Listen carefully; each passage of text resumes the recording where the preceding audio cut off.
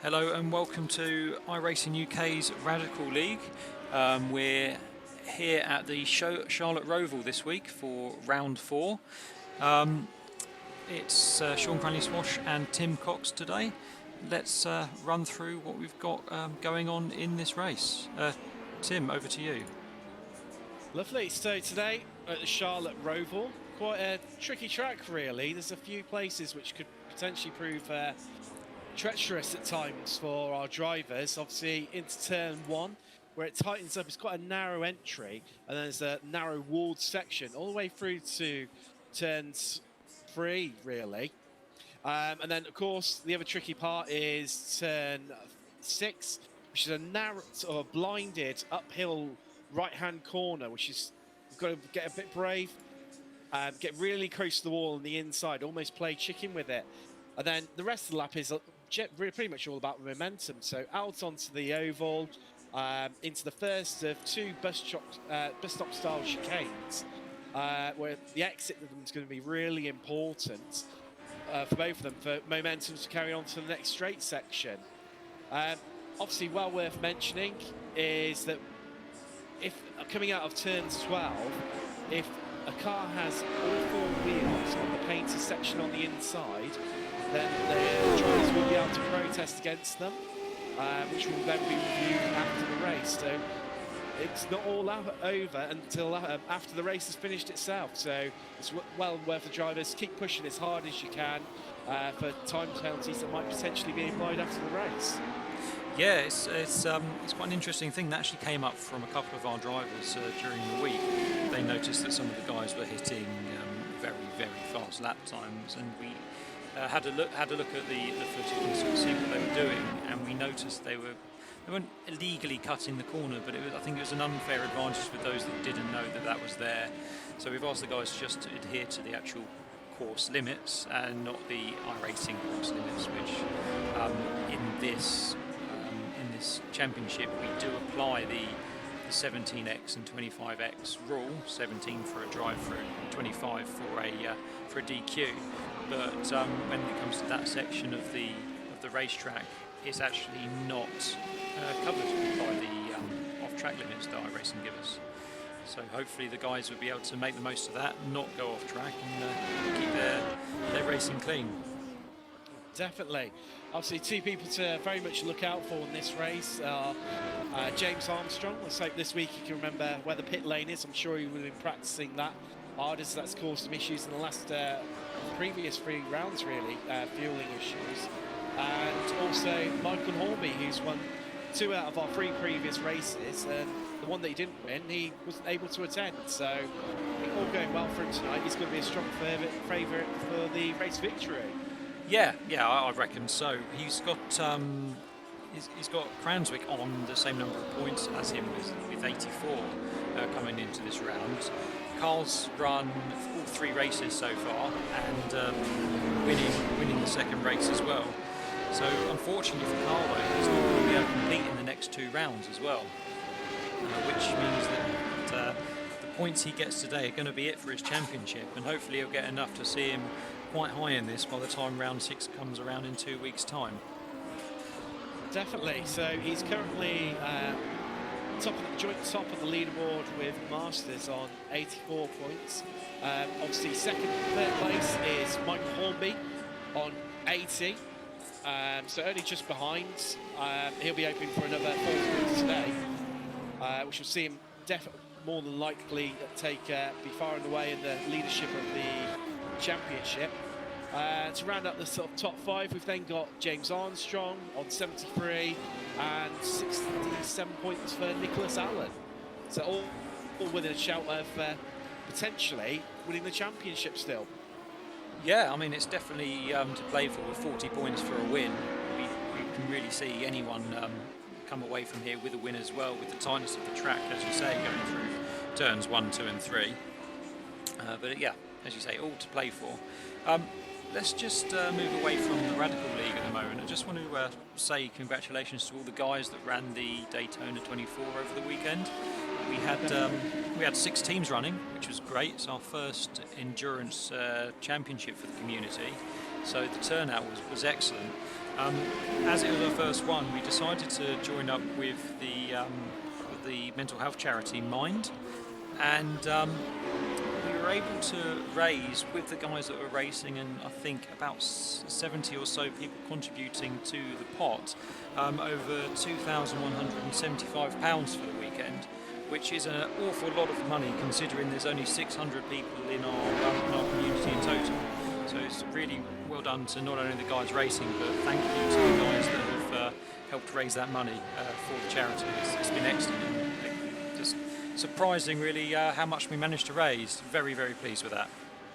Definitely. Seeing as though we only started out with an initial target of £500 to over triple it, nearly quadruple that amount, is absolutely fantastic, and I couldn't think of a better charity, especially at the moment with being in lockdown, mental health playing such a large part of it as well. It's obviously the coronavirus. It's a brilliant charity to go towards. Yeah, and it's well supported and well liked within the community anyway. So it's quite an easy one for us to choose when it came to our charity for this year. So as they are the charity for this year, we'll continue to support them throughout the rest of 2021, and hopefully we'll see that £2,175 increase as we go through the rest of our leagues that we've got running and months ahead. Definitely. So it's well worth a mention. If you're interested in joining our community, the iRacing UK Discord, if you just drop a comment on the stream, we'll follow it up and we will send you an invite across. As Sean mentioned, we're ever growing. We're up to 600 or 700 community members now, which seems though, I think it was back in October, November time when it first started. It's seen rapid growth, and it's really grown into a community.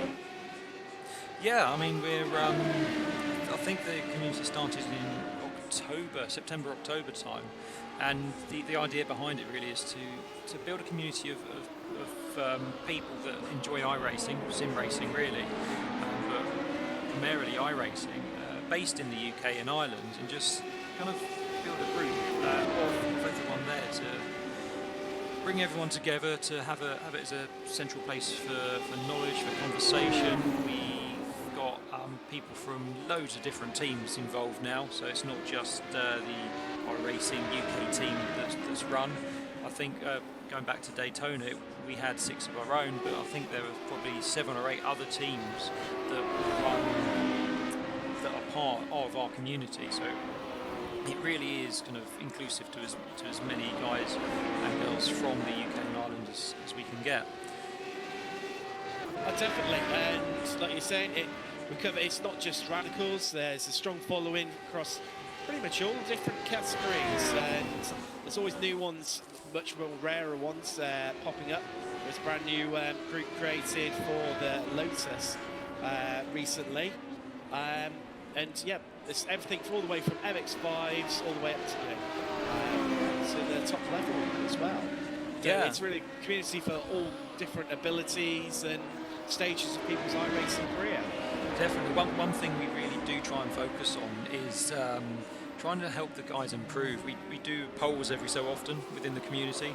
The latest one we did came back with feedback saying the reason why they wanted to join the league was they wanted to see their racecraft improve, and they wanted to find a way to make themselves better at the sim. And I think by the way we create our teams, which is matching people with all various abilities, getting them in practice sessions together, in providing these leagues for them to race in all different ranges of ability and experience and knowledge of sim racing, whether it's setups and liveries or actually driving real life cars. We bring that all together and to see people just improve their driving ability and their racecraft, and I think it's working really well so far. A lot of the feedback we've had, both within the community and outside in the forums, is that this really has been missing from iRacing communities. and it's great to have a place where everyone can come together and just learn and improve as we head into qualifying, it looks. Yep, it's just about to start off. So 10 minutes for them to set a decent lap, which could be tricky, especially on cold tyres. The radicals can be a bit leery, to say the least, can't they, Sean? Yes, particularly under cold tyres. So what we've got here is we've got a solo qualifying session. The guys have an out lap, they'll have 2 hot laps. And as they drive through these first couple of laps, the tyres on the car, being in Charlotte, being in late March as the track day, I believe, the track's going to be really hot already. So it's going to take a couple of laps for those tyres to bed in, and then we should start seeing some times. If they burn through those tyres too quickly, however, we may only get their fastest time on their first lap, which is definitely going to be a lot more slippy than that second lap. Definitely. It's definitely tricky with the off-camber corners, of which there's, as we were saying earlier, turn 6 and 7, particularly tricky, as we say, especially on the cold tyres. So one little mistake and it could potentially be in for a bit of a mixed-up grid here if people can't get it right on qualifying. Yeah, I fully expect that. Obviously, we're going to have the top guys, Carl, Cranswick, Michael Hornby and James Armstrong are going to be at the top. Stephen Masters as well, who's yet to win a race but is leading the championship. All up there with some decent times, hopefully. So it'd be good to see what happens. We'll just follow the guys through. No one's set a time just yet. So as they do, we'll start and go and have a look. Just as we mentioned that, away from Damien Geese just lost it in the turn 6 and 7 section that we're just literally just talking about. And also one or two of the drivers struggling with turn 1 as Carl Cranswick's lost it just going out onto the oval as well. So that's his first time run, null and void. Yeah, so usual iRacing rules apply. If you get an off track during your qualifying run, that will void your lap. Let's head over to James Armstrong then, who's just set a 1:12.572, which, as he was saying before the session started in the chat, he hadn't yet run a lap until this afternoon around this track, and he wasn't sure how it would go. We've been watching all week the guys struggling to get into the low 113s, and he's just smashed it and currently is a second ahead of everyone else. It doesn't surprise me in the slightest. James just seems to be able to turn his hand to any car, any track, and he's one of these absolutely annoying people that just seems to get instantly on the pace and be at the top of the leaderboard, whatever the situation. I know in one of the Friday night fun sessions that we ran, we did radicals around the dirt oval in the freezing fog, and James was leading by an absolute country mile. I know myself, I was running second by quite a distance, and James breezed up behind me and lapped me like it was no issue, and he's just going for a Sunday drive. Well, there we go. I think that's just sums it up nicely. Yeah, his ability in a nutshell there. As let's go and take a look at a couple of guys that haven't done a time yet. So we mentioned earlier that Damien hadn't done a lap. He's halfway through his second lap now, so we'll follow him through and see if he can get a time on the board. I'll definitely be interested. So Nicholas Allen's just posted a good time to put him in second place. 1:12.93 as Chris Bebb just goes even quicker. A 1:12.88. Yeah, it looks like they're all getting under the 12s. It could be that this track is a little bit cooler than it has been during the practice sessions the guys were running. They had been saying all week that the track was very, very hot and very sketchy. So maybe they're making the most of slightly cooler conditions today. Definitely. There's Ben Brody's just set a time as well. Puts him at 7th place, and Damien Geese lost it again. He has, so he's not going to be happy with that. That's going to be a no lap time qualification for him, so that leaves him down in 19th currently. It's, I mean, as we mentioned, potentially, if there's any incident in turns 1 and 2, it could actually play into his favour, potentially. Yeah, definitely. We're gonna have 18 cars ahead of him at this point, all vying to get into turn 1, which narrows horribly towards the pit lane. So anything can happen there, and I'm sure you've seen in the races you've done recently down on the Roval that it can get very tricky indeed. Definitely, the first couple of laps, especially, extremely tricky on cold tyres. Myself, have been racing the Skip Barbers there, which are literally like driving on ice for the first few laps, and we've seen plenty of first, second corner pile-ups throughout the numerous races that I've participated in. Okay, right. We're just having a look now at Trevor Davies, who's again he's sat a 1:18.24. So we'll see if he can bring this one home quicker. It doesn't look like he will at this point. He's on 1 minute 10 with just the final part of the oval to go, but we'll see how it goes for him. Definitely. Definitely.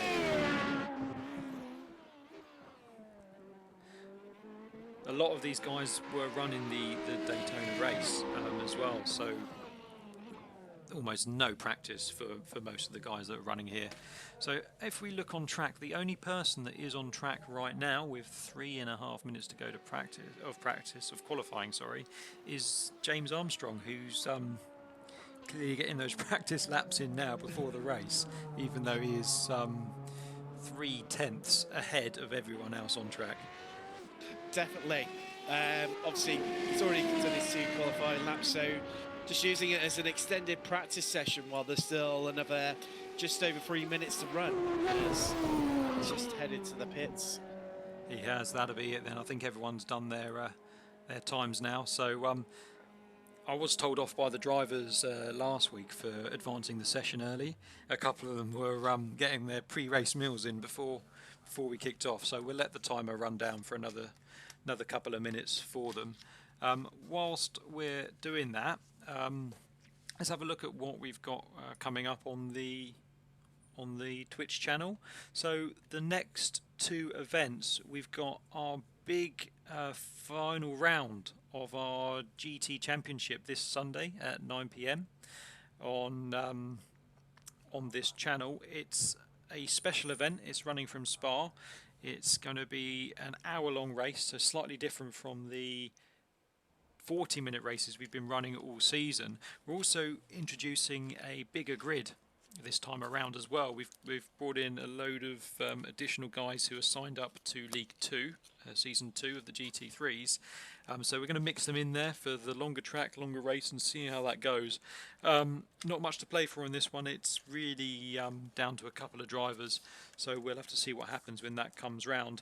Also, watch out in the GT3 Championship, because we've got something special to show you before the race that I think you guys might be interested in. And then after that, we've got round 5 of the Radical League, and that's going to be coming from Lime Rock Park on the 2nd of February. So that's a completely different track again. So we've taken out all of the chicanes in that one, so it's going to be just a blast around that as quick as they can, all the way through until the end of the race. Don't expect much overtaking there other than the first corner, I reckon. Oh, definitely. That'll be definitely a sight to behold on both the races, especially with GT3s. This combination of GT3s and Spa, they're just, synonymous. They work so well together. It's such an iconic track and a iconic format as well. So that's bound to be a good race. Lots of strong racers within that one. We saw an absolutely brilliant race last time out at Imola. And I'm certain it'll be more exactly the same again for Spa. And as for Lime Rock with no chicanes, that'll just be absolutely magical.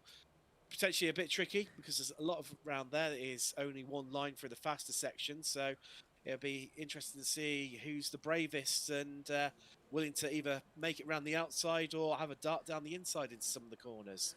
Yeah, it's definitely a kind of track of 2 parts. That you've got the twisty section at the start and then the flat out section. all the way through to the back. So we're about to get the qualifying results up, so let's just take a look and see where the guys finished as they prepare for their race. So there's the bottom three. So there we go. There's the top there. Do you want to talk us through that, Tim? Yeah, that's no problem. So Rollins and Guy and Rollins, unfortunately, all not able to set times. Obviously, as we mentioned earlier, James Armstrong out on top, 3 attempts clear of Charlie Bebb. Second row makes up Allen and Hornby. The third row, 5th and 6th is Saddington and Masters. Broadhurst and Edisford make up 7 and 8. And 9th and 10th, Roy and Norman. So a little bit further back, on just 2 seconds behind James's time. Just shows what an absolute blistering time, especially the large gap between Hornby, who was 4 tenths behind, and the 1.1 seconds behind of Saddington. However, it's always a bit tricky in qualifying, so I'm sure that won't translate across into race pace, and we're on for a nice close race for those top runners. Yeah, and here we go. Looks like James has done an amazing start off the start line there, and he's just gone completely. Left everyone else. Oh, chaos! Absolute chaos down in turn. Well, we mentioned it. There's people spinning left, right, and centre, and I think there's people trying to recover, and they're even bashing doors now where they're trying to get going again. There's a cluster of about 4 cars all trying to set off once more. So let's take a look and see what happened here. So, there's a big bit of netcode there on Charlie B, who's been taken out there. Completely no one's fault. And it's just caused chaos behind as they all braked in after him. There's people absolutely everywhere. There's people having their own accidents behind as well. Lots of people with bent rear rings making off down the track. And the people further along as well, some separate accidents. So let's have a look. Let's have a look down the order and see what's happened there. So let's just see who was involved in that accident. We can run through the list of the guys that had a bit of trouble there. So it looks like in the first action we had Charlie, Bebb and Nick Allen coming together. Stuart Roy, Neil Smith, James Forster, David Lawson, Stephen Masters, who was leading the championship, was also involved. So a lot of action there, and I can see that a couple of the guys are coming into the pits already to get their fast repair in. Yeah, we've got Bebb in the pits. Who else have we got? Norman, Allen, Roy, Wheeler, all in the pit lane. Foster's managed to stay out. I don't know how he's, despite all the accidents at T1, he's being caught up in it. He's somehow managed to look like he's come absolutely unscathed. He's now picked up around 5 or 6 places by just managed to passing them, obviously, while all the other drivers are in the pits. Definitely. So, well, I think what we'll do is we'll come back to the start of that race in a bit. I just want to go over to second place because Dan and Michael are really close together. So you've got Dan Saddington there in second, and you've got Michael Hornby, the championship third place guy with 80 points, right behind him.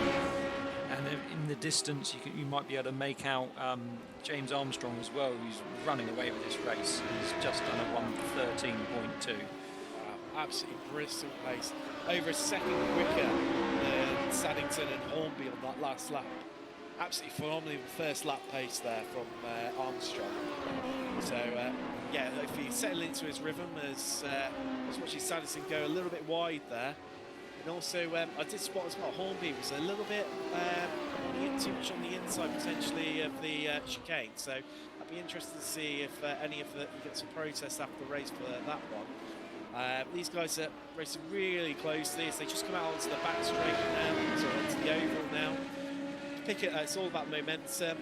Hornby's in potentially the better place here, so you can just hook into that substitution now, Saddington. And I think it's just a little bit too far back to make a overtake attempt into the first bus stop chicane. It's all about the drive off here now, as he seems to have had better exit definitely than Saddington. Okay, we'll leave those two guys to it after they come through the first corner. This chicane here could be interesting. It's not really a passing opportunity unless someone stacks it coming out of there. But we'll go over to Stephen Masters, who got caught up in that, who is the championship leader, and you can see him there at the top of the screen with the bent wheel, trying to come past Chris Eddersford, and there's about a tenth between them. Definitely, I think Chris... oh, he's lost it. Chris lost it. So no, we'll be gutted about that one.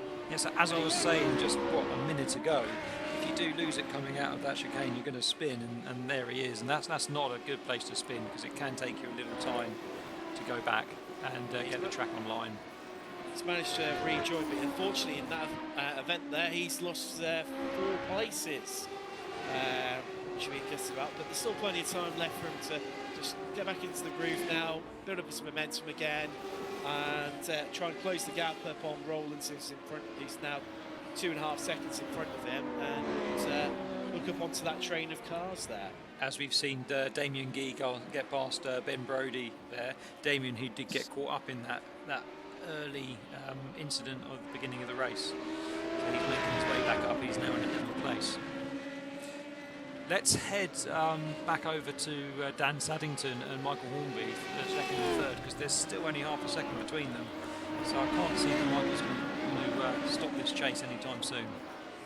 No, definitely not. Just trying to work out, is that... Looks like they're already coming up onto... You're saying I thought they were coming off to one of the back marks already? They are. That's David Lewison, who's in the accident at the beginning. So he's currently in P18. So there are 4 lapped cars already in this race, and all of them are league races. None of the AM guys are actually have actually been lapped yet by these 2. However, it does look like James Armstrong, who's just done a 1:12.182, is well ahead of the pack now by 6 seconds. Has lapped a few more of them. Definitely, as we've got Ben Brody and Neil Smith into the pits. Looks incredibly early for Neil Smith. He didn't look to have any damage at all when he came in.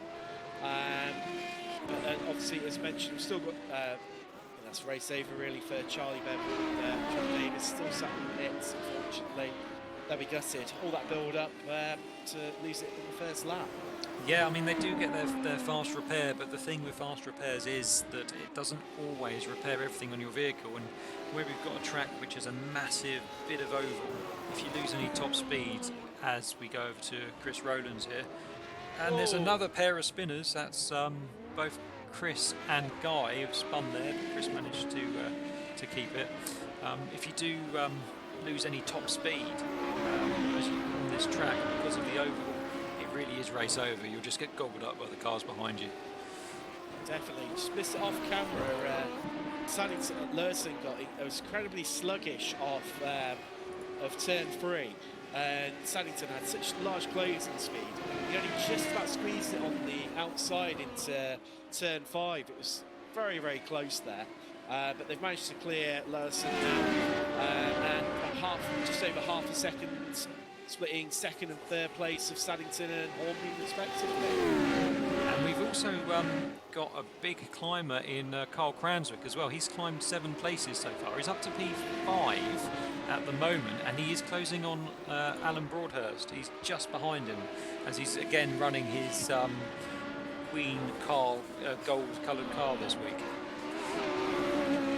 So negotiate now the tricky start to lap of turns 2 and 3. We obviously saw all these accidents at the start, and then the slightly off camber heading towards the tricky turn 5 now, and then turn 6. 5 isn't too bad. It's about the momentum, and then as mentioned, it's about how close there you get to the inside wall of turn 6 for the shortest route possible around the corner, and then out onto turn 8, out onto the back oval section, and ensuring that you're close enough that you can start picking up the slipstream as the gap does look to be closing ever so slightly. Yeah, he's made up nearly 2 attempts on the oval stretch there, Cranswick, so potentially in the next lap or 2 could be right on the back of Broadhurst looking to make a move. Yeah, very much so. Let's head over to P2 then, because there are only what 3 tenths between them as they head into the next lap. Oh, definitely. Oh, Sanderton's moved incredibly defensively to the left-hand side, and it's completely cost him. Michael Hornby's through on the outside comfortably. Had much more of the racing line where Saddington pulled right over incredibly defensively, and Hornby just waltzed around the outside there. It could have been a chance he got a bit of a time penalty coming through that last chicane. I know there is a pretty stiff penalty if you do cut that corner, so that could have been what happened to him there. Definitely. Right, I think these two are going to carry on. I can't imagine that Michael's not going to put away now, but we'll keep watching them for a while as they go through the oval. But quickly, before we do that, Carl Cranswick has come underneath Alan Broadhurst and taken 4th place as they go around here, exit of the Roval into the bus stop. Absolutely brilliant there from Carl Cranswick. Lots doing than what we predicted. The overtake.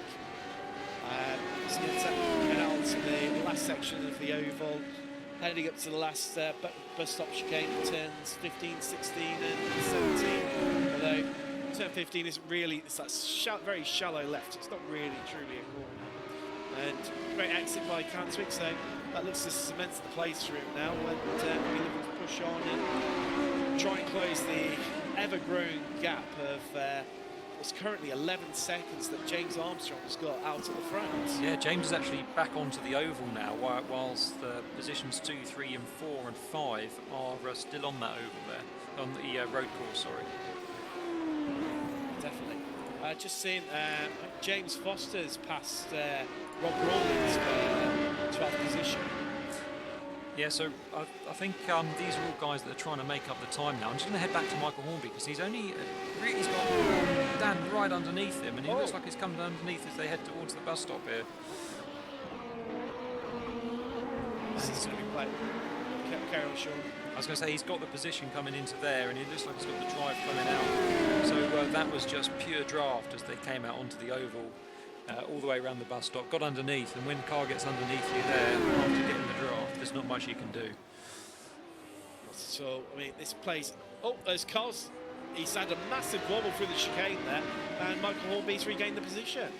I think these two are going to be fighting it out now, so let's keep with them for a while. There's not much other action on track at the moment, but we will keep you posted if anything does happen. Definitely. It just plays into James Armstrong's hands massively, this.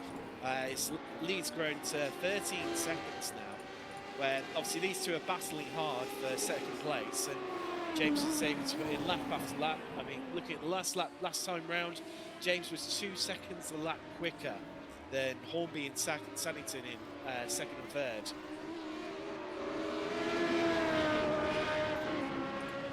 As we've had up at the back, we've had Driscoll has passed Brody for 15th place, and so we've got Just like Robinson into the pits. Just like Robinson in the pits, and Nick Allen, who's normally quite quick in these cars, who was involved in the incident at the start, is making his way up. He's now into P9. So we are entering the pit stop territory. Pit window is officially open. They're taken between, obviously, anywhere around now, which is around about lap 10 up to lap 14. The drivers will be looking to take on about 11 or 12 litres of fuel. They'll be pitting for about 10 to 14 seconds before they head up on the track. So we could see potentially a few people who've maybe caught behind someone. Nice bit of clear area in front of them where they can then stretch the legs and maybe perform their undercut or overcut, depending which way around they go, and gain a place over the pit stops. Yeah, I think that's going to be a plan for a couple of them. I mean, even if you're behind one of the slower guys, it might not be too easy to pass them, particularly through that central section there where it does get quite tight. Apparently, David Lawson's crashed. Well, let's go back and take a look. He's jumped to the pits there, isn't he? Yeah. So he's gone through turn 1 and turn 2 into turn 3, where it can go. Oh, there we go. He's hit the grass on the outside. His car's slid all the way and tipped upside down. Yeah, and there's nothing else he can do there. He was straight to the pits on that one. Exactly. With these cars, as soon as you get one wheel on the grass, it normally ends up in a one-way ticket to the barriers, and massive damage. So unfortunately, that is his race over by the looks of things. Maybe Yeah. disappointed by that. Yeah, unfortunately for David, he was caught up early on. He's already pitted once already, so yeah, this is the second time he's been on the pits. It's not going to be a fun evening for him. We've got Guy in the pits currently, performing his stop. Well, he's not just performing his stop, he's been in there for 47 seconds so far, so he's clearly got some damage that he's trying to get repaired. This is only a 25-minute race and there's 10 minutes left, so as he comes out now, not quite sure what the problem was, but I'm pretty sure that's ruined his race as well. He was one of the people who used up his fast repairs on the first lap carnage. Obviously maybe carrying a bit more damage since then, looking to get it repaired.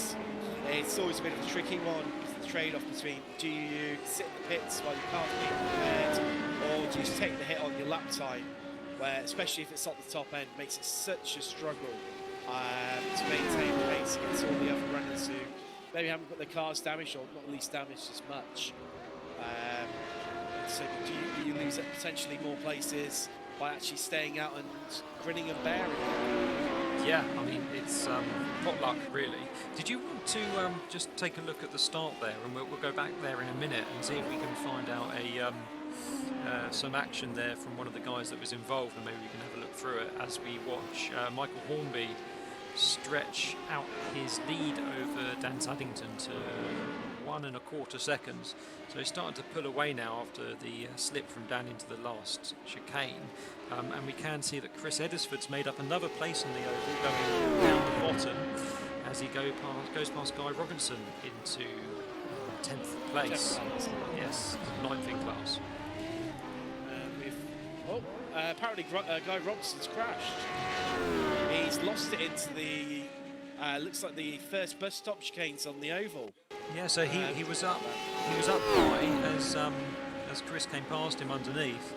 You can see here they both go into the chicane. It looks like there's another bit of netcode. They did touch looking at the game, but they definitely didn't touch if you look at those two cars. So that's an unfortunate one for him.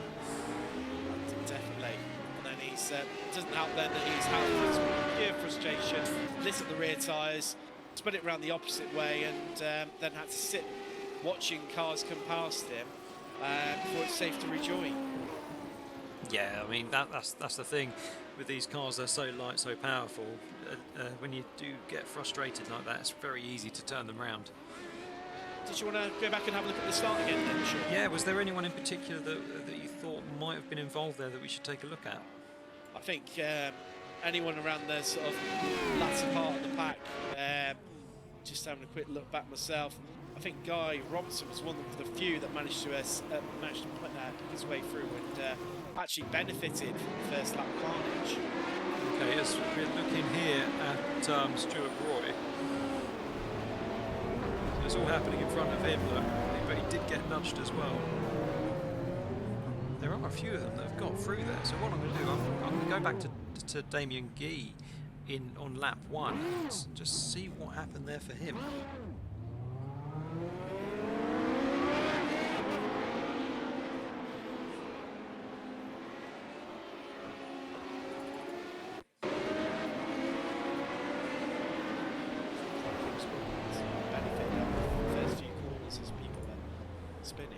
Oh, yep.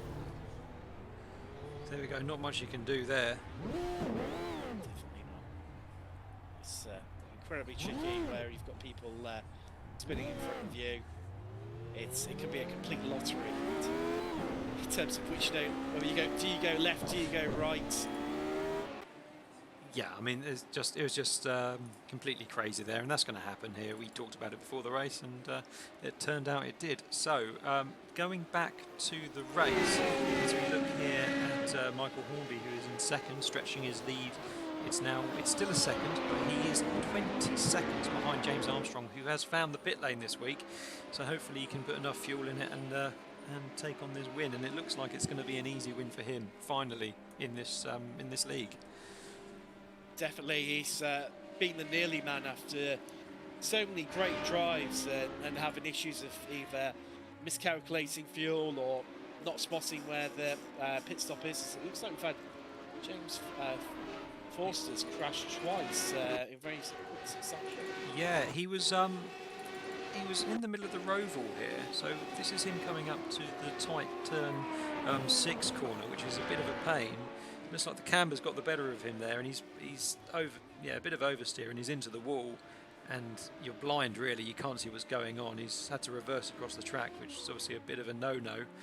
Luckily, he just got missed there, but there you go. He's off again. It's so tricky, especially if you need to rejoin. You've got cars coming through at quite a fast pace, and it's blind, like you said, with walls. So it's a bit of a take your life into your own hands when it comes to rejoining the track when you're pointing the opposite way.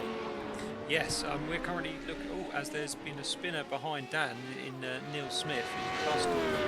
We're with Dan Saddington at the moment, who's going to probably be coming into the pits now, I reckon. He's in P1.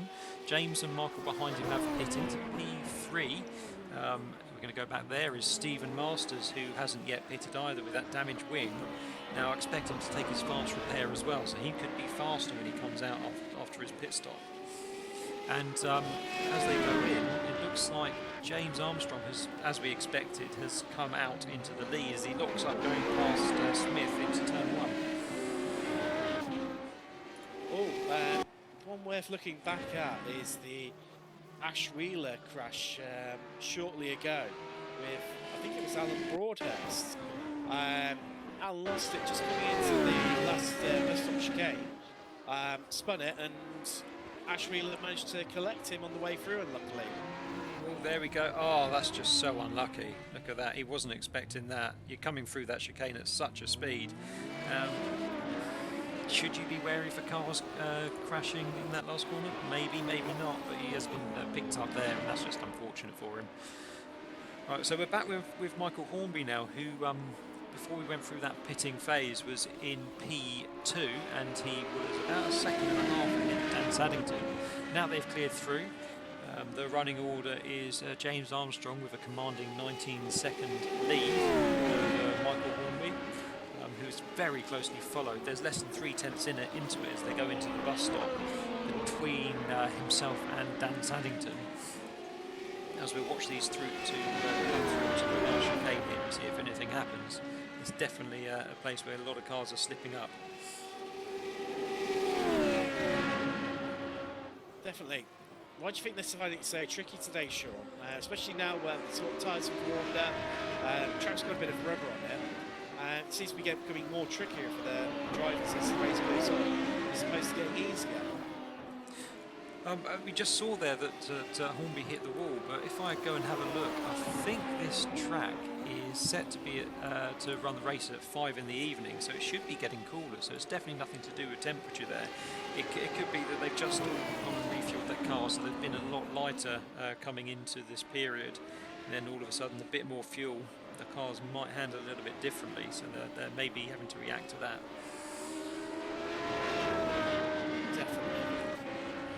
Definitely. So cars on the lead lap, there's not many of them, as we see James Armstrong come up to the back of, I think that is Wheeler, going through turn 1 at the moment.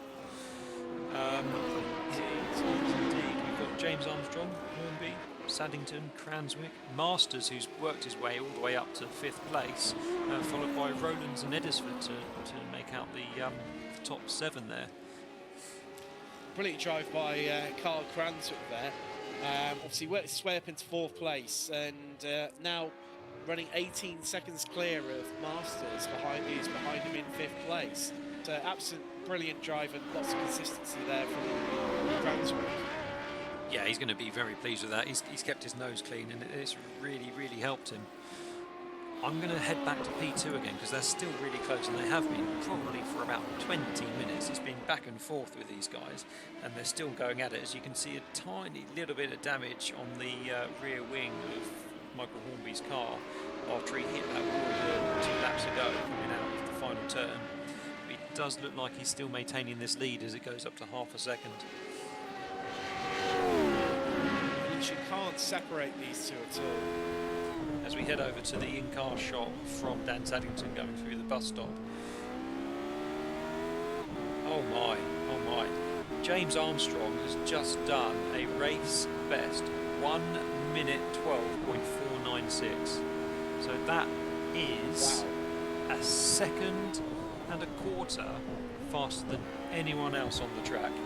And I think that just shows how commanding he's been in the race. Oh, definitely.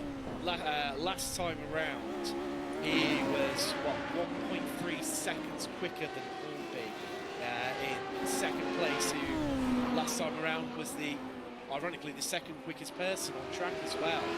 Absolutely blistering pace by James Armstrong. As you mentioned earlier in the show, had practiced very, very little coming into this race, and here he is. So he lap after lap consistently as there looks like he's had a little bit of a spin. He's just lost it into the second bus stop chicane. Let's take a look at this, because this could be big. If he's got enough damage on that car, it could force him into a fast repair and another pit stop. So by looking at his car, he looks like he's okay. It just looks like he's pushing so hard he's overcooked it. Do you know what? He managed to avoid the wall there as well. Just. It could be his tyres are a little bit hot, but other than that, I think he's going to be okay. It's not like he's not got the lead to be able to make a fair few mistakes between now and the end of the race and still finish comfortably in first place. They're the races we all want. Yeah, definitely. But yet never seem to have. Oh, definitely. Okay, so it looks like we're on the last lap now, so let's just sit with James Armstrong for the rest of this. There's a 1 second gap between Michael and Dan in second and third, so if they do get any closer, we'll let you know. Possibly as they get towards the end of the oval, we might see something. They're just heading through the last section of the road course now onto the final corner before the oval. As Armstrong comes out of turn 12, heading around the last oval section now, down into turn 15, 16, 17. Slightly on the grass there. He's still pushing. But yeah, bumping across the grass, and congratulations, James Armstrong. There's less than a second between second and third, but there is a back marker in the way, so I think that's ruined that one. But James Armstrong, knowing that there is an extra point here for getting the fastest lap, has thrown in another fastest lap as we watch everyone else filter through. Yeah, Armstrong today, it's just been like a machine, like one after another, fastest lap. Keep constantly pushing. Absolutely faultless performance for him today. Led right from the start, faultless display throughout the whole race, and I think he's led every single lap. Yeah, he pulled away. He was about 3 seconds ahead before everyone else got to turn one, and luckily, or for him and unluckily for others, there was everyone else but Michael and Dan in second and third were involved in that incident in some way, whether they got damage themselves or they ended up having to slow and stop. So to be honest, that hasn't changed James's race at all. He's just from flag to flag, other than that one slip up where he was pushing to get that fastest lap near the end, it's faultless really. Oh, incredibly. Absolutely metronomic display from Armstrong there. Okay, let's throw the points on the board. Off camera, he's just doing some incredibly aggressive donuts surrounding turn one in celebration. Definitely a frustrated man doing all those donuts. He definitely deserves it today, particularly after the last 3 rounds. Definitely. So here we go. Here's the standings for round 4. James Armstrong in first, winner and fastest lap. So he's got 40 laps there for winning the race. We'll throw an additional one on for him as well for his fastest lap. We've got Michael Hornby in second, Dan Saddington in third, and Carl Cranswick in fourth. They are really the league leaders here. I don't know if you want to run through the rest of the guys while we pull up the championship standings. Definitely. So, as you mentioned, 5th Roland, 6th Masters, 7th Edifice, who was the first of the lapped runners in 7th place. Robertson, Brody, Gee round out the top 10, followed by Rawlins, Wheeler, Broadhurst, Allen in 14th. Roy Lawson, who Roy finished 10 laps down again, basically the first of our sort of non-rowers. Lawson, who obviously crashed out, Norman, and Charlie Bebb in 18th place, he picks up 3 points. Okay, let's take a look at the table as it stands right now. So here we go. Michael Hornby is now up top, just 1 point ahead of James Armstrong, and Michael's still got that drop week in hand as well, so that's worth 40 points really. James would have to make up to stay where they are when the drop weeks come in. Definitely, Hornby's definitely in a commanding position, and dare I say it, potentially it could be his to lose, as he's already had his drop week. Yep, as we go through, see Carl Cranswick now, his season is over. He's not going to be able to compete for the next 2 weeks. So 111 points, that's going to be tricky for many people to catch up with him there with that win he's got and his 4th place today. Stephen Masters dropping down a couple of positions, was involved with that accident at the start, got a damaged wing early on and didn't get that repaired until the pit stop. Is sitting there in 4th on 104 points, followed by Saddington, Rowlands, Allen, Bebb and Gee and Edisford rounding up the top 10 there. So that was your first Radicals League race, Tim. How did you find it today? It was definitely fascinating. Some brilliant close racing there between Hornby and Saddington, going at it for pretty much the whole race. Absolutely brilliant to see, and yeah, it was pleasure to deputise for Mr. Busby, who's fortunately had to take this week off. So, yeah, definitely been a pleasure and brilliant racing.